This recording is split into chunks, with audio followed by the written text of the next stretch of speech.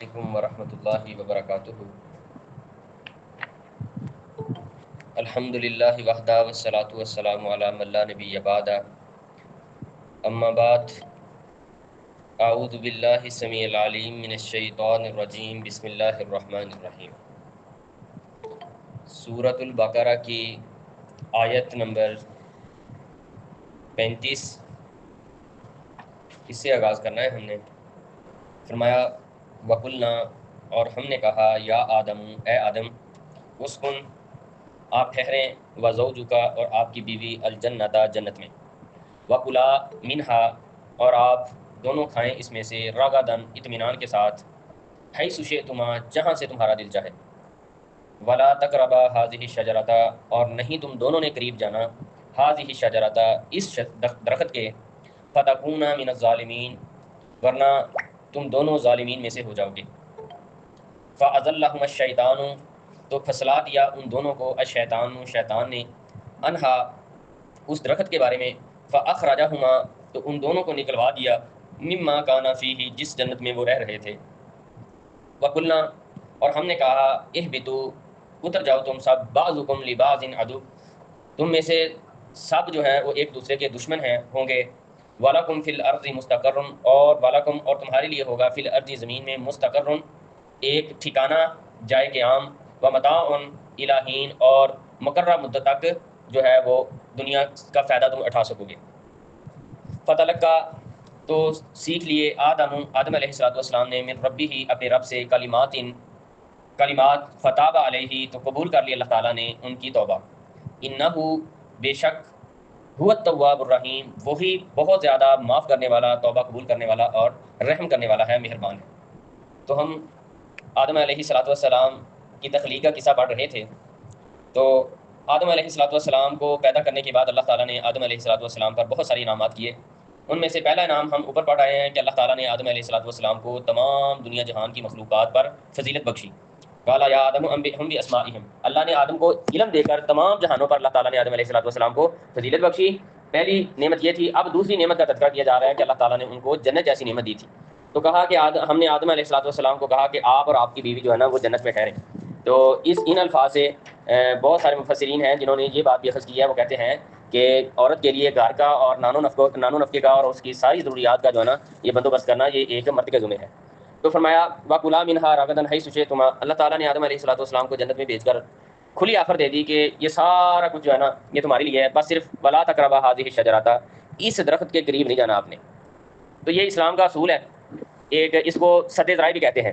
یہ اسلام کے اصولوں میں سے ایک اصول ہے کہ جس گناہ میں پڑنے کا خدشہ ہو یا جس گناہ میں پڑنے کا ڈر ہو، اللہ تعالیٰ اس کے قریب جانے سے لوگوں کو روک دیتے ہیں۔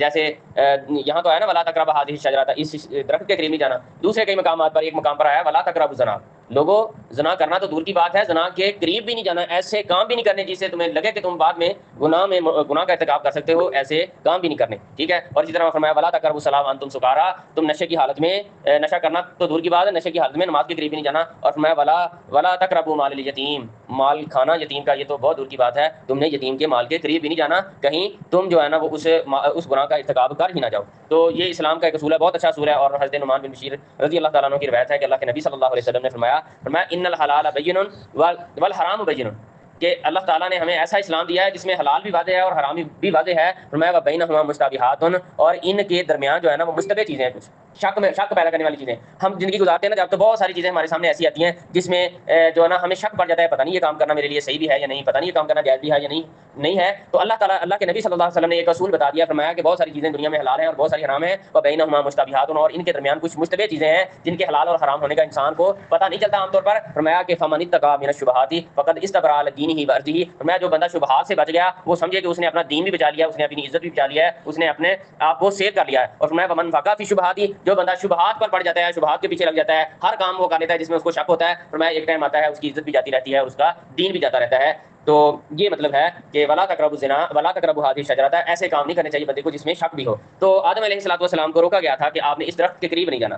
اب اس میں مختلف رائے ہیں مفسرین کی کہ یہ درخت کون سا تھا. کوئی کہتا ہے یہ گندم کا تھا، کوئی کہتا ہے یہ انجیر کا تھا، کوئی کہتا ہے یہ انگور کا تھا. تو یہ سب بلا دلیل جو ہے نا وہ اقوال ہیں، ان کی کوئی اصل نہیں ہے. نہ اللہ تعالیٰ نے اس درخت کا جو ہے نا وہ ذکر کیا ہے، نہ امام کائنات جناب محمد رسول اللہ صلی اللہ علیہ وسلم نے اس درخت کا ذکر کیا ہے.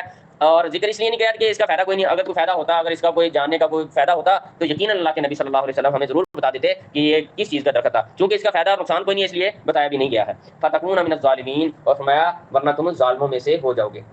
تو اب یہ دیکھیں یہاں تک ہم نے ایک بات یہ معلوم ہوئی ہے کہ اللہ تعالیٰ نے سب سے پہلے جو ہے نا فرشتوں کا امتحان لیا، ٹھیک ہے. پھر اس کے بعد اللہ نے شیطان کا امتحان لیا. فرشتے بھی اپنے امتحان میں کامیاب ہو گئے، شیطان اپنے امتحان میں فیل ہو گیا. جب اس کو کہا تھا نا کہ سجدہ کرو تو اس نے سجدہ کرنے سے انکار کر دیا. اب تیسرا مرحلہ جو ہے وہ بنی آدم پر ہے. اب آدم علیہ الصلوۃ والسلام کی جو ہے نا وہ ان کا امتحان اور ان کی ذریت کا امتحان ہو رہا ہے. تو ہمیں بھی ان چیزوں کو مد نظر رکھنا چاہیے کہ ہم اس وقت دنیا میں نہیں جیسے زندگی گزار رہے ہیں، ہم ایک امتحان سے گزر رہے ہیں اور ہمارا امتحان چل رہا ہے. فرشتے تو کامیاب ہو گئے تھے اور شیطان ناکام ہو گیا تھا، کہیں ہم بھی ناکام نہ ہو جائے. تو ہمیں اس چیز کو مد نظر رکھنا ہے. تو میں فَأَضَلَّهُمَ الشَّيْطَانُ، تو شیطان نے گمراہ کر دیا ان دونوں کو، انہا اس درخت کے بارے میں، فاخرجہما، اور ان دونوں کو نکلوا دیا، مما کان فیہ، جس جنت میں وہ رہ رہے تھے. تو اس کی اصل تفسیر تو سورۃ الاعراف کی آیت نمبر 20 میں آئے گی. لیکن جو ہے یہاں ہم اتنا جان لیں کہ شیطان نے جو ہے نا، اللہ کے نبی صلی اللہ علیہ وسلم کی مسلم شریف میں روایت ہے، فرمایا کہ شیطان جو ہے اس کو اللہ تعالیٰ نے اس کو جنت میں جانے کی اجازت تھی. یہ گیا جنت میں، اس نے آدم علیہ الصلوۃ والسلام کو اور اماں حوا کو ورگلایا اور ان کو قسمیں دیں، قسمیں کھانے لگا، کہنے لگا انی لکم من الناصحین، بے شک میں تمہارے خیر خواہوں میں سے ایک بہترین خیر خواہ ہوں، میں تمہارا بھلا کر رہا ہوں اور تمہیں جو ہے نا وہ اچھی بات بتا رہا ہوں. اگر تم اس درخت کا پھل کھا لو گے تو تم ہمیشہ اسی جنت میں رہو گے، انہی سہولیات میں رہو گے. تو آدم علیہ الصلوۃ والسلام نے جب اس کی قسمیں دیکھیں اور اس کے ترلے دیکھے تو آدم علیہ السلام مان گئے. تو اس طرح پھر انہوں نے وہ آدم علیہ الصلوۃ والسلام شیطان کے چکر میں آ گئے. تو اس طرح انہوں نے اس درخت کا پھل چکھ لیا. تو اس کے نتیجے میں فرمایا کہ وقلنا اہبطوا، ہم نے کہا کہ اتر جاؤ، بعضکم لبعض عدو، تم میں سے بعض تمہارے بعض کا وہ دشمن ہے. اس کے دو معنی کیے جاتے ہیں. ایک معنی تو یہ ہے کہ ایک تو دشمنی ہے انسان اور شیطان کی، انسان اور شیطان کی دشمنی ہے. شیطان ہمارا دشمن ہے اور ہم شیطان ہمیں اپنا دشمن سمجھتا ہے. وہ اس لیے سمجھتا ہے ہمیں اپنا دشمن کہ انسان کی وجہ سے، بنی آدم کی وجہ سے اس کو جنت سے نکالا گیا، اس کو مقرر فرشتوں کے عہدے سے ہٹایا گیا اس کو. تو اس کو ہم پر یہ غصہ ہے کہ ان کی وجہ سے مجھے ذلیل کیا گیا، مجھے رسوا کیا گیا، اس لیے وہ ہمیں اپنا دشمن سمجھتا ہے. اور ہم شیطان کو اس لیے دشمن سمجھتے ہیں، ایک تو اس لیے سمجھتے ہیں کہ اللہ نے اس کو کہہ دیا ہے کہ یہ تمہارا دشمن ہے، اور دوسری بات یہ ہے کہ شیطان ہمیں ہمارے ہدایت کے راستے سے روکتا ہے، اس لیے وہ ہمارا سب سے بڑا دشمن ہے. ایک معنی تو یہ کیا جاتا ہے کہ شیطان اور انسان آپس میں دشمنی ہوگی ان کی. دوسرا اس کا معنی یہ ہے کہ عورت اور مرد کی بھی آپس میں دشمنی ہوگی. اما ہوا اور آدمی تھے نا، ان کو ہی کہا گیا نا کہ تم سب جو ہے نا اس جنت سے نکل جاؤ اور دنیا میں چلے جاؤ، تمہارا بعض کا دشمن ہوگا. تو اس کا ایک معنی یہ کیا جاتا ہے کہ عورت اور مرد کی دشمنی، کیونکہ بعض بات ایسے ہوتا ہے عورت بھی مردوں کو گمراہ کرتی ہے اور بعض بات ایسے ہوتا ہے کہ مرد بھی عورتوں کو گمراہ کرتے ہیں. اور قرآن مجید میں یہ دونوں چیزیں ملتی ہیں، دونوں طرح کا مفہوم ملتا ہے. اللہ کے نبی صلی اللہ تعالیٰ نے فرمایا یا ایھا الذین آمنوا، یا ایھا الذین آمنوا ان الشیطان لکم عدو مبین، ان الشیطان لکم عدو، کہ بے شک شیطان تمہارا کھلا دشمن ہے، فاتخذوہ عدوا، تو اس کو اپنا دشمن ہی سمجھو. اور دوسرا معنی جو ہم نے کیا ہے کہ بیوی بھی اور عورت بھی انسان کی دشمن ہے. تو فرمایا دوسرے مقام پر فرمایا کہ یا ایھا الذین آمنوا ان من ازواجکم واولادکم عدو لکم فاحذروہ، ایمان والو یاد رکھنا تمہارے بیوی بچے بھی تمہارے لیے تمہارے بیوی بچے بھی تمہارے دشمن ہیں اور ان سے بچ کر رہنا. تو یہ دونوں طرح کے مفہوم ملتے ہیں. وَلَکُمْ فِی الْأَرْضِ مُسْتَقَرٌّ وَمَتَاعٌ إِلَىٰ حِین، اور فرمایا کہ تمہارے لیے زمین میں بس ایک ٹھکانہ ہے اور مقررہ مدت تک تم اس زمین سے فائدہ اٹھا سکو گے، اس کے بعد تم نے ہماری طرف ہی آنا ہے. فَتَلَقَّىٰ آدَمُ مِن رَبِّهِ کَلِمَاتٍ، تو جب یہ ساری غلطی ہوئی آدم علیہ الصلوۃ والسلام کو اللہ تعالیٰ نے جنت سے نکال دیا.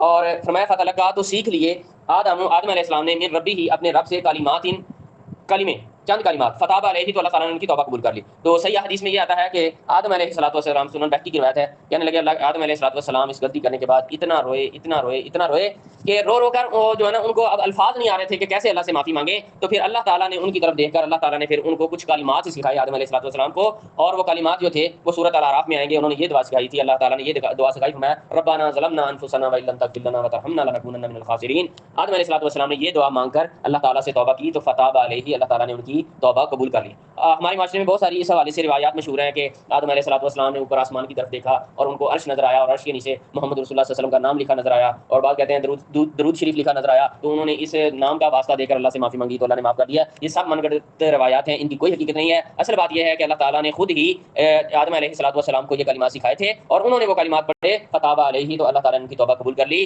اس لیے کہ انہ هو التواب الرحیم، کہ بے شک وہی ہے جو بہت زیادہ توبہ قبول کرنے والا ہے اور بہت زیادہ تعالیٰ رحم کرنے والا ہے. تو اللہ تعالیٰ بہت زیادہ توبہ قبول کرنے والا ہے. اور اللہ کے نبی صلی اللہ علیہ وسلم نے فرمایا کہ کل بنی آدم خطاء وخیر الخطائین التوابون. فرمایا کہ بنی آدم کی ساری اولاد خطا کار ہے. فرمایا کہ لیکن ان میں سے جو بہترین لوگ وہ ہیں فرمایا جو گناہ ہونے کے بعد توبہ کر لیتے ہیں, گناہ ہونے کے بعد توبہ کر لیتے ہیں. تو فرمایا یہ لوگ بہترین لوگ ہیں. اور اصل میں یہ اللہ کا بہت بڑا پن ہے کہ اللہ تعالیٰ بندوں کو معاف کرتا ہے اور صرف معافی نہیں کرتا. فرمایا الرحیم, وہ رحم بھی کرتا ہے, مہربانی بھی کرتا ہے. یہ مہربانی تھی آدم علیہ السلام پر اللہ تعالیٰ کی کہ دعا بھی خود سکھائی ہے اللہ تعالیٰ نے اور معاف بھی خود ہی کر دیا ہے. تو یہ کتنی بڑی مہربانی تھی. اور دوسری بات اس کی یہ مہربانی کی ہے کہ اللہ تعالیٰ صرف معافی نہیں کرتا اپنے بندوں کو, اللہ تعالیٰ معافی نہیں کرتا. فرمایا کہ جو بندہ گناہ کرتا ہے التائب من الذنب کمن لا ذنب له, فرمایا جو گناہ کرنے کے بعد پکی سچی توبہ کر لیتا ہے نا اپنے رب کے ہاں, فرمایا وہ ایسے ہی ہو جاتا ہے جیسے اس بندے نے کوئی گناہ کیا ہی نہیں. التائب, صحیح حدیث ہے, بالکل صحیح حدیث ہے. فرمایا التائب من الذنب کمن لا ذنب له, فرمایا کہ توبہ کرنے والا گناہ کرنے کے بعد ایسے ہی ہے جیسے اس نے کوئی گناہ کیا ہی نہیں ہے. اور فرمایا اس کی رحمت تو یہ ہے فرمایا کہ جو بندہ اسے توبہ کرتا ہے نا فرمایا وہ صرف معاف ہی نہیں کرتا گناہوں کو. فرمایا من تابا, یہ قرآن کی آیت ہے, من تابا جس نے پکی اور سچی توبہ کی اپنے رب کے ہاں, وآمنا اور وہ ایمان لے آیا, وعمل عملا صالحا اور اس نے توبہ کرنے کے بعد نیک اعمال شروع کر دیے. فرمایا اولئک یبدل اللہ سیئاتہم حسنات, یہی وہ خوش نصیب ہیں جن کے اللہ تعالیٰ گناہوں کو بھی, زندگی کے سارے گناہوں کو, بے شک 50 سالہ گناہ ہوں, 60 سالہ 70 سالہ گناہ ہوں, فرمایا اللہ تعالیٰ کا رحم تو یہ ہے فرمایا وہ بندے کے سارے گناہ معاف کر دیتا ہے بے شک جتنے بھی ہوں. اور صرف معاف ہی نہیں کرتا, یبدل اللہ سیئاتہم حسنات, اللہ تعالیٰ اس کے سارے گناہوں کو نیکیوں میں بدل دیتا ہے. اس سے بڑا رحم کیا ہوگا. فرمایا کہ انہ هو التواب الرحیم, بے شک وہ اللہ تعالیٰ بہت زیادہ معاف کرنے والا اور رحم کرنے والا ہے. پھر فرمایا کل نہبطوا منہا جمیعا, ہم نے کہا کہ نکل جاؤ منہا اس جنت سے جمیعا تم سب کے ساتھ. اب اس میں حالانکہ گناہ تو صرف کیا تھا یا جرم تو کیا تھا اما حوا نے اور آدم علیہ السلام نے, تو یہاں اللہ تعالیٰ نے جمع کے صیغہ بولا ہے کل نہبطوا منہا جمیعا کہ تم سب کے ساتھ نکل جاؤ. اور تسنیہ کا صیغہ اگر ہونا تو یہ چاہیے تھا کہ دو لوگوں کے بارے میں کہا جائے کہ تم دونوں نکل جاؤ اس جنت سے, لیکن فرمایا کل نہبطوا منہا جمیعا تم سب کے ساتھ نکل جاؤ اس جنت سے. اس کے دو معنی کیے جاتے ہیں. ایک معنی تو یہ مراد کیا جاتا ہے کہ اس سے مراد ایک آدم علیہ السلام ہے, دوسرا اما حوا ہے. اور تیسرا معنی فرماتے ہیں اس سے مراد یہ ہے, دوسرا معنی یہ مراد ہے کہ اس سے مراد ایک معنی یہ ہے کہ اما حوا اور آدم علیہ السلام, اور تیسری ذریت آدم بھی اسی کے جو انڈر اللہ لے آئے ہیں کہ تم بھی نکل جاؤ اور تمہاری اولاد بھی نکل جائے. اور ایک معنی یہ کیا جاتا ہے کہ آدم علیہ السلام مراد ہیں اور ایک مراد ہے اما حوا, اور تیسرا جو بندہ مراد ہے نا جمع کا صیغہ اس لیے آیا ہے کہ اس سے مراد شیطان بھی ہے کہ اما حوا بھی نکل جائے, آدم بھی نکل جائے اور شیطان بھی نکل جائے. فاما یاتینکم منی ہدن, اگر تمہارے پاس آئے, یاتینکم اگر تمہارے پاس آئے, منی میری طرف سے, ہدن ہدایت, فمن تبع ہدایا فلا خوف علیہم ولا هم یحزنون, تو تم فمن تابعہ تو جو کوئی بھی پیروی کرے گا خدا یا میری ہدایت کی, فلا خوف علیہم نہ ان پر کوئی خوف ہوگا, ولا هم یحزنون اور نہ ہی کل قیامت کے دن وہ غمگین ہوں گے. تو کیا پتہ چلا کہ جو بندہ اللہ تعالیٰ کی ہدایت پر, اس کتاب پر, قرآن مجید کو جو پڑھتا ہے وہ ٹینشن فری ہو جاتا ہے, وہ ڈپریشن کا شکار نہیں ہوتا. اللہ تعالیٰ کا یہ گارنٹی ہے, فرمایا جو بھی میری ہدایت کی پیروی کرے گا فلا خوف, اس پر کوئی خوف نہیں ہوا. خوف کن چیزوں پر ہوتا ہے, مستقبل کے معاملات پر خوف ہوتا ہے, میرا کیا بنے گا, میری اولاد کا کیا بنے گا, میری اولاد کا مستقبل کیسا ہوگا, میری بچیوں کا مستقبل کیسا ہوگا, میرے بچوں کا. فرمایا تم اس ہدایت کی پیروی کرنی شروع کر دو, اللہ تمہاری زندگیوں میں برکتیں اتنی دے گا. فرمایا وہ رب جس نے تمہیں پیدا کیا ہے, ونحن نرزقکم وایاکم, ہم ہی تمہیں کھانے کے لیے دیتے ہیں, ہم نے تمہاری اولادوں کو دینا ہے, اس لیے تم رزق کی فکر نہ کرو, رزاق کی فکر کرو جو رزق دیتا ہے. فرمایا تم اس قرآن کی پیروی کرو, اس ہدایت کی پیروی کرو, فلا خوف علیہم ولا هم یحزنون, یہ میری ذمہ داری ہے کہ میں تمہارے سارے خوف کو ختم کر دوں, ولا هم یحزنون, اور تمہیں کل قیامت کے دن بھی کوئی خوف نہیں ہوگا. آج ہم دنیا میں زندگی گزارتے ہیں تو ہم میں سے ہر بندہ پریشان ہے. وجہ یہ ہے الا بذکر اللہ تطمئن القلوب, کہ لوگوں ہم نے اپنا جو ہے نا اس تمہارے دلوں کا سکون ہم نے اپنے ذکر میں رکھا ہے. اب آج ہر بندہ ہم دیکھتے ہیں وہ قرآن سے دور ہے, ہدایت سے دور ہے, تو یہی سبب ہے کہ ہر بندہ پریشان ہے اور وہ بہت زیادہ پریشان ہے. اچھا اس میں کہا فلا خوف علیہم ولا هم یحزنون, کہ اچھا خوف کس کو کہتے ہیں, جو بعد میں آتی ہیں چیزیں, اور یحزنون ان غموں کو کہتے ہیں, ان پریشانیوں کو کہتے ہیں جو پہلے گزر گئی ہوں. تو یہ دونوں چیزیں انسان کو بہت پریشان کرتی ہیں. وہ غم جو انسان نے زندگی میں پہلے دیکھے ہوں وہ بھی بہت پریشان کرتے ہیں, اور جو بعد میں جو ٹینشنیں آنی ہوتی ہیں, انسان کا ذہن ہوتا ہے کہ میرے ساتھ یہ بھی ہو سکتا ہے, یہ بھی ہو سکتا ہے, یہ دونوں چیزیں بہت پریشان کرتی ہیں. فرمایا اگر تم قرآن پڑھو گے نا تو یہ مجھے رب کی گارنٹی ہے کہ اللہ تعالیٰ تمہاری سب پریشانیاں دور کر دے گا. والذین کفروا وکذبوا بآیاتنا اولئک اصحاب النار, فرمایا کہ اور وہ لوگ کافر جنہوں نے کفر کیا, وکذبوا اور جھٹلایا, بآیاتنا ہماری آیات کو, اولئک اصحاب النار یہی ہیں لوگ آگ والے. تو یہاں دیکھا جائے اگر تو کفر اور کذب ایک ہی معنی کے لفظ ہیں. کفر کا معنی بھی انکار کرنا ہوتا ہے, کذب کا معنی بھی جھٹلانا ہوتا ہے, انکار کرنا ہوتا ہے. لیکن اللہ تعالیٰ نے دونوں کا الگ الگ ذکر کیا, اس لیے کیا کہ کافر جو ہے نا وہ کفر کرتا ہے اور مسلمان جو ہوتا ہے وہ تکذیب کرتا ہے. اس لیے وہ کافر بھی جہنم میں جائیں گے, آگ میں جائیں گے, اور وہ مسلمان جو قرآن پڑھ کر, قرآن سن کر بھی عمل کرنے کے لیے تیار نہیں ہوں گے, نمازیں پڑھنے کے لیے تیار نہیں ہوں گے, قرآن پڑھنے کے لیے تیار نہیں ہوں گے, ہدایت کا حاصل کرنے کے لیے تیار نہیں ہوں گے, فرمایا اولئک اصحاب النار یہ بھی جہنم میں جائیں گے. اس لیے دونوں کو الگ الگ تذکرہ کیا کہ کافر تو جہنم میں جائیں گے, وہ مسلمان بھی جہنم میں جائیں گے جو قرآن سننے کے بعد قرآن کو ماننے سے انکار کر دیں گے. ہم فیہا خالدون, اور وہ اس میں ہمیشہ رہیں گے.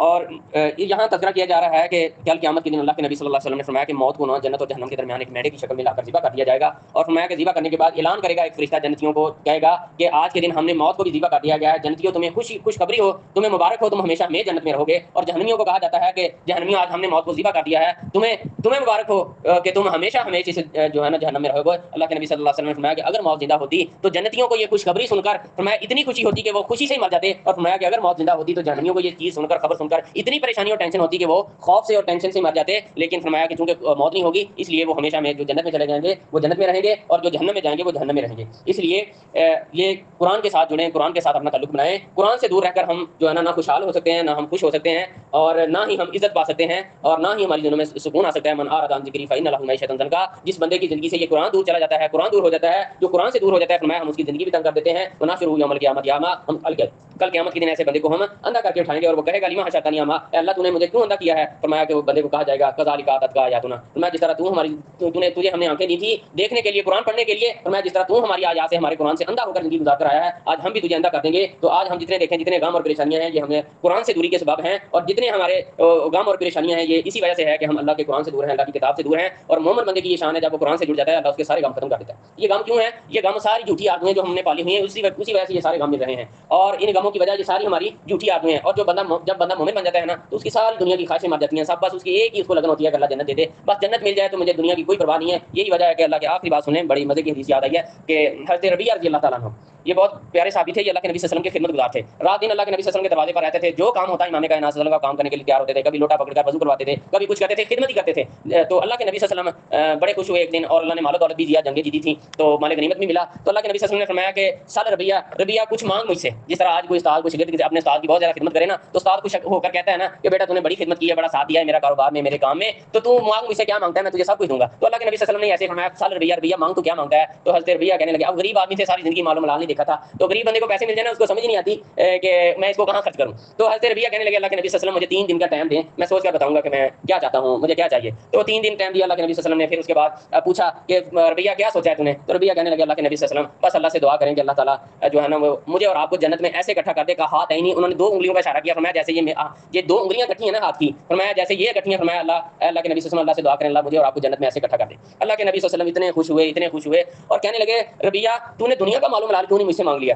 حضرت ربیعہ کہنے لگے اللہ کے نبی صلی اللہ علیہ وسلم اس وقت دنیا کا معلوم لال بکریاں تھی، گھوڑے تھے، اونٹ ایسے تھا جیسے جہاز ہو اس وقت کا، اور بکریاں ایسے تھی جیسے آج کسی کو پرائڈر یا 125 یا اس طرح کا کوئی motor cycle luxury motor cycle مل جائے۔ تو اللہ کے نبی صلی اللہ علیہ وسلم نے کہا کہ ربیعہ تو نے مجھ سے دنیا کا کوئی مال کیوں نہیں مانگ لیا، کوئی بکریاں مانگ لیتا، کوئی گھوڑے مانگ لیتا، کوئی اونٹ مانگ لیتا۔ کہنے لگے یہ سونے کے پانی سے لکھنے والے الفاظ ہیں ان کے حضرت ربیعہ کے، کہنے لگے اللہ کے نبی صلی اللہ علیہ وسلم میں نے سوچا یہ دنیا کی زندگی تو گزر ہی جائے گی، جیسے بھی گزرے، رو کر گزرے، ہنس کر گزرے، تنگی میں گزرے، خوشی میں گزرے، غم میں گزرے، پریشانی میں گزرے، اور میں اصل زندگی تو آخرت کی زندگی ہے جو کبھی نہیں گزرنی۔ اور میں پھر میں نے سوچا آدھی گزر گئی ہے، تھوڑی رہ گئی ہے، تو اللہ سے دعا کرتے ہیں کہ اللہ آپ کا جو ہے نا ساتھ نصیب کر دے جنت میں، مجھے غریب کے لیے اس سے بڑی اور کوئی نعمت نہیں ہوگی۔ تو اندازہ کریں صحابہ کرام کا یہ جو نظریہ تھا، دنیا کے پیچھے نہیں بھاگتے تھے، وہ دنیا کی ٹینشن نہیں لیتے تھے، وہ کہتے تھے دنیا گزر ہی جانی ہے، اس کی بھی گزر کی جو لاکھوں کماتا تھا، اس کی بھی گزر کی جو 500,000 ڈیلی کمانے والا تھا، اصل زندگی آخرت کی زندگی ہے۔ تو اللہ سے دعا ہے اللہ تعالیٰ ہمیں بھی آخرت کا سچا طالب بنائے، اللہ تعالیٰ ہمیں بھی جنت جیسی انمول نعمت دے، وما توفیقی الا باللہ۔